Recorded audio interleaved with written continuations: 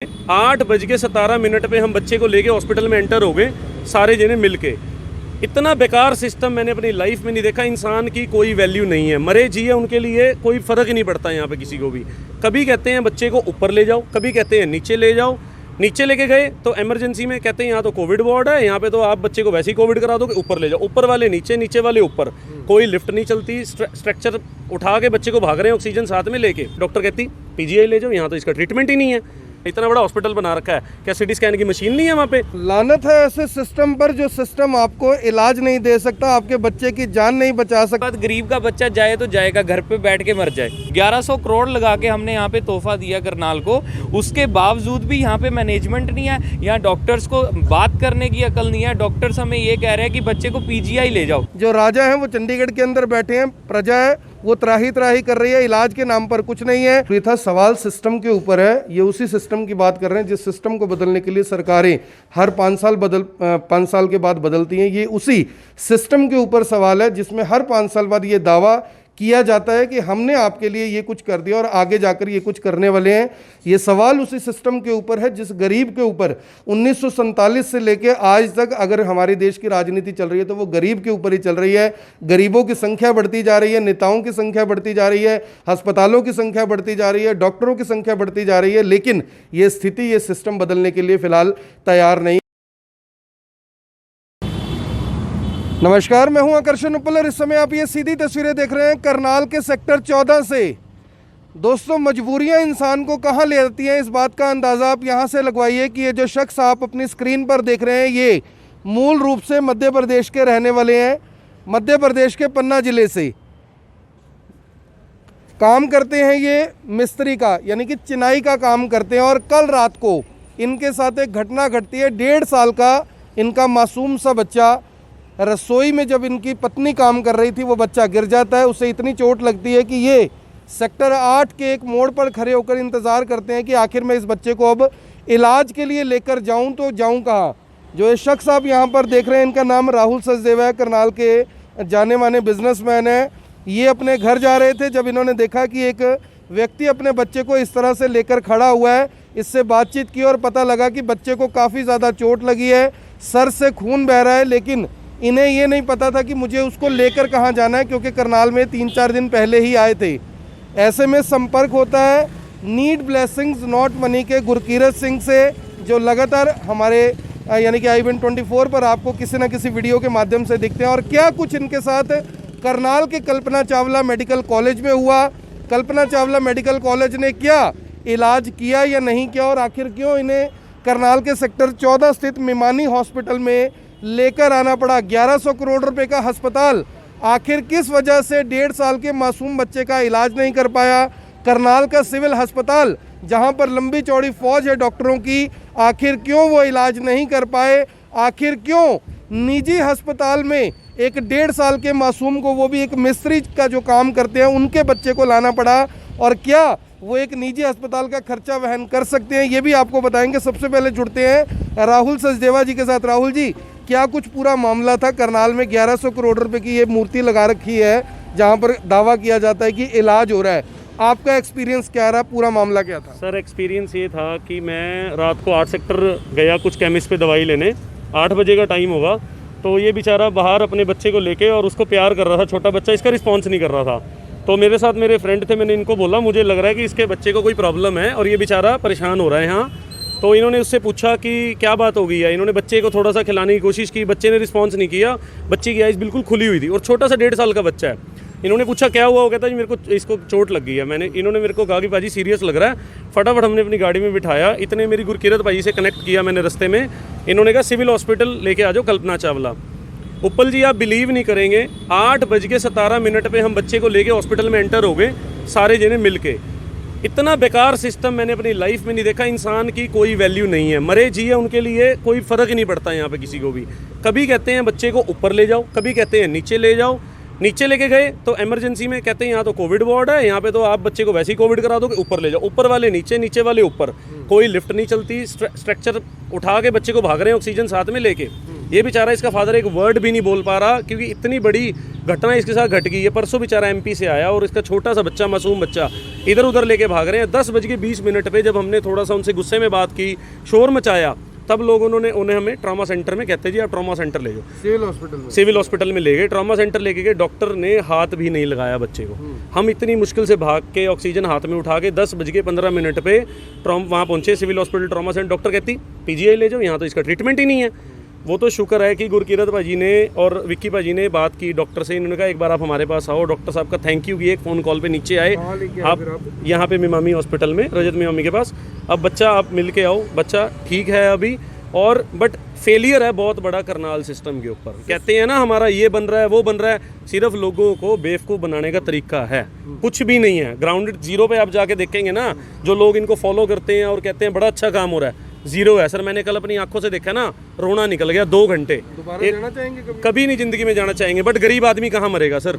एक गरीब आदमी, एक मिडिल क्लास आदमी तो किसी भी हॉस्पिटल में जाकर ट्रीटमेंट करा सकता है, इसका क्या कसूर है? जिसको, अगर ये अकेला होता ना सर, मेरे को तो ऐसा लग रहा है इसको अंदर ही ना घुसने देते। हमारे साथ ही नहीं, हमारी नहीं सुन रहे, 10-10 बंदे उनके सर पे खड़े हैं, हमारी नहीं उन्होंने सुनी 1 मिनट भी, तो गरीब आदमी कहाँ मरे जाके। 1 बजे रात को हम यहाँ लेके आए हैं, 12-12:30 बजे के आसपास। सिटी स्कैन नहीं किया उस पर, कल्पना चावला में इतना बड़ा हॉस्पिटल बना रखा है, क्या सिटी स्कैन की मशीन नहीं है वहाँ पे? सिटी स्कैन वाले को बुलाया, रात को खुलवाया, सिटी स्कैन कराया, फिर डॉक्टर साहब को रिपोर्ट भेजी, उन्होंने हमें रिस्पांस दिया कि आप आज रात इसको यहाँ रखो, अगर ज़रूरत पड़ेगी तो हम करेंगे। और सुबह हम बच्चे को मिलने आए हैं तो बच्चा ऑलमोस्ट ठीक है।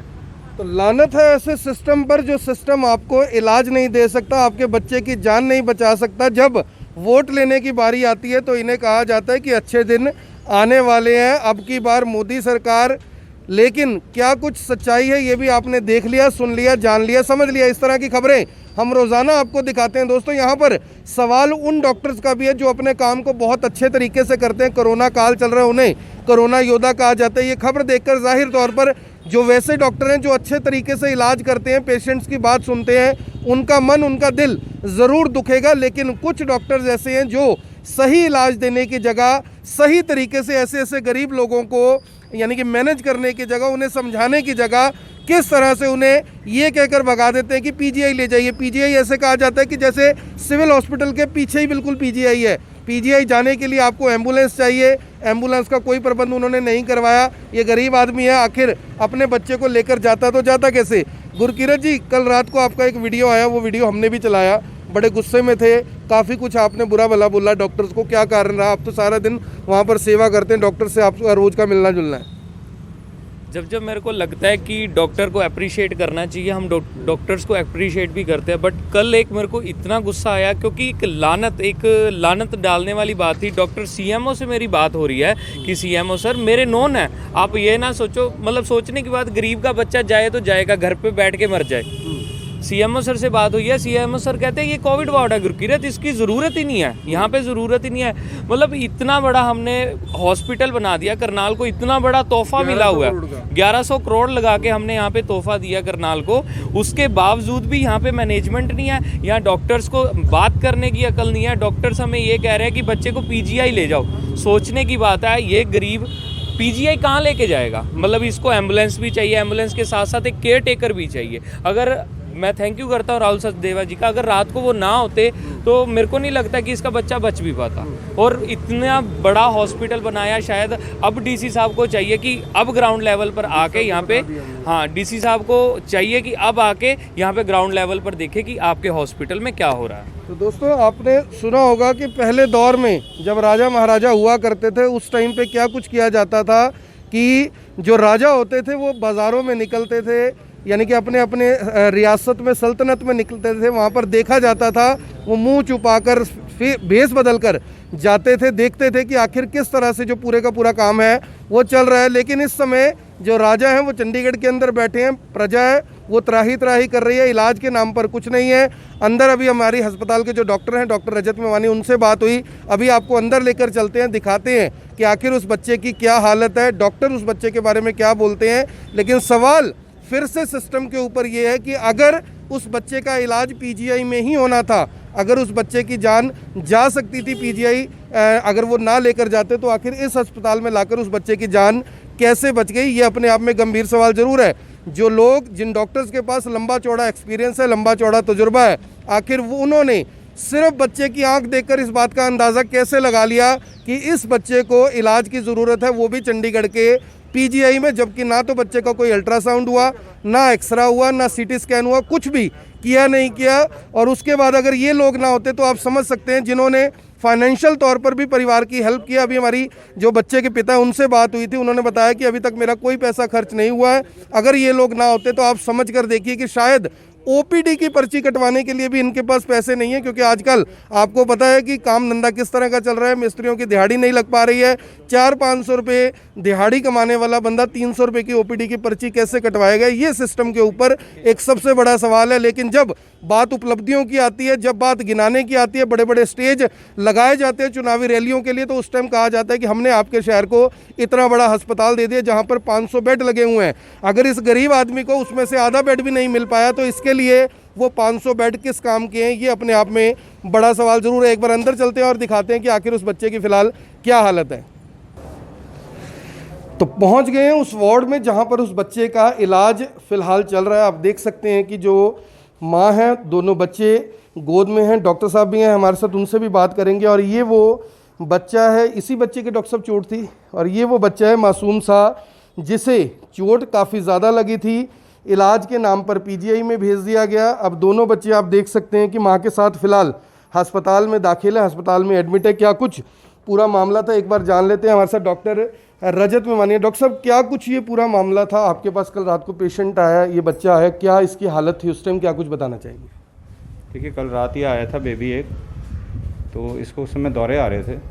प्राइमरी मैनेजमेंट कल्पना चावला में इसका हुआ है, उन्होंने ट्रीटमेंट दिया था दौरों का, एंड आई थिंक उससे काफ़ी दौरे कम हो गए थे। बट हमारे पास जब आया था तब भी दौरे आ रहे थे। तो अकॉर्डिंग टू द प्रोटोकॉल्स बच्चा सीरियस था, सीटी स्कैन कराया गया। सीटी स्कैन नहीं हुआ था?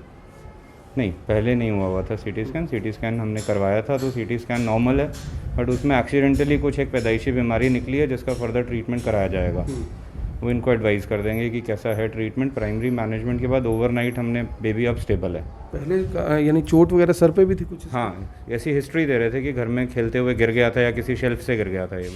तो अब फिलहाल क्या पोजीशन? फिलहाल ठीक है बेबी। वो जो हेड इंजरी वाला पार्ट है वो ठीक है, भगवान की दया से कोई मेजर चोट नहीं लगी, बट उस टाइम में भी कोई पैदाइशी बीमारी है उसकी वजह से एग्रावेट हो गया था, वो पानी भरा हुआ है बच्चे के सिर में।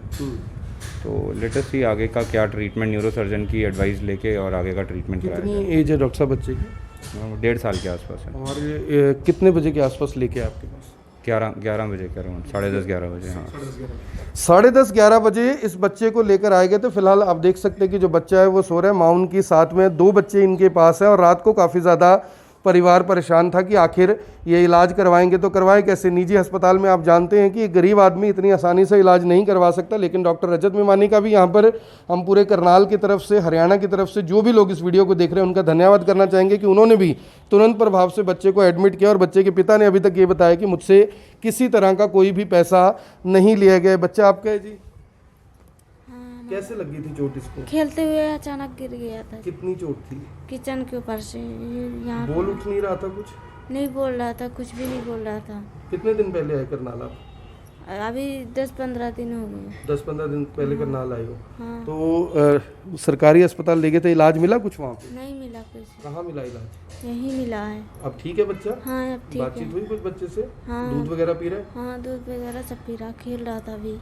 खेल रहा था बच्चा अभी, और बच्चा फिलहाल ठीक है। दोस्तों, ये वीडियो दिखाना इसलिए ज़रूरी था, सवाल सिस्टम के ऊपर है। ये उसी सिस्टम की बात कर रहे हैं जिस सिस्टम को बदलने के लिए सरकारें हर 5 साल के बाद बदलती हैं। ये उसी सिस्टम के ऊपर सवाल है जिसमें हर 5 साल बाद ये दावा किया जाता है कि हमने आपके लिए ये कुछ कर दिया और आगे जाकर ये कुछ करने वाले हैं। ये सवाल उसी सिस्टम के ऊपर है जिस गरीब के ऊपर 1947 से लेके आज तक अगर हमारे देश की राजनीति चल रही है तो वो गरीब के ऊपर ही चल रही है। गरीबों की संख्या बढ़ती जा रही है, नेताओं की संख्या बढ़ती जा रही है, अस्पतालों की संख्या बढ़ती जा रही है, डॉक्टरों की संख्या बढ़ती जा रही है। लेकिन ये स्थिति, ये सिस्टम बदलने के लिए फिलहाल तैयार नहीं है। ये सिस्टम कब बदलेगा, ये अपने आप में एक सवाल है। लेकिन मैंने एक फिल्म में देखा था कि इस देश के जो सिस्टम है उसमें इतनी ज़्यादा पॉलिटिक्स है कि पॉलिटिक्स में बेशक कोई सिस्टम ना हो लेकिन इस सिस्टम में पूरी तरह से पॉलिटिक्स है। अब सवाल यहाँ पर यह है कि अगर ये बच्चा हमारे किसी एमएलए का, किसी सांसद का, किसी बड़े बिजनेसमैन का होता तो क्या इसे वहाँ पर इलाज मिलता या नहीं मिलता? ये भी सिस्टम के ऊपर ही एक बड़ा सवाल ज़रूर है। आप सभी लोगों से अपील, जो भी लोग इस वीडियो को, इस खबर को देख रहे हैं, इसे ज़रूर शेयर करें। शेयर इसलिए करें ताकि पता लग सके कि 1100 करोड़ रुपए के अस्पताल को, जिसे कहा जाता है कि कोविड डेडिकेटेड हॉस्पिटल है, क्या जिस आदमी को, जिस बच्चे को, जिस पेशेंट को, जिस महिला को, जिस पुरुष को कोरोना नहीं है, क्या उसे इलाज नहीं मिलेगा? अगर नहीं मिलेगा तो आखिर सिस्टम की जिम्मेवारी क्या है? जो 5-5 लाख रुपए के आप लोगों ने कार्ड बना कर दिया, अगर वो कार्ड इस्तेमाल नहीं होते तो आखिर ये गरीब लोग आखिर जाएं तो जाएं कहाँ? आप सभी से अपील, जो भी लोग इस वीडियो को, इस खबर को देख रहे हैं, इसे ज़रूर शेयर करें। आप देख रहे हैं IB24, मैं हूं आकर्षण उपल। सिस्टम के ऊपर एक बार फिर से बड़ा सवाल लेकर, जिसका जवाब आपको कमेंट बॉक्स में ज़रूर देना चाहिए। धन्यवाद।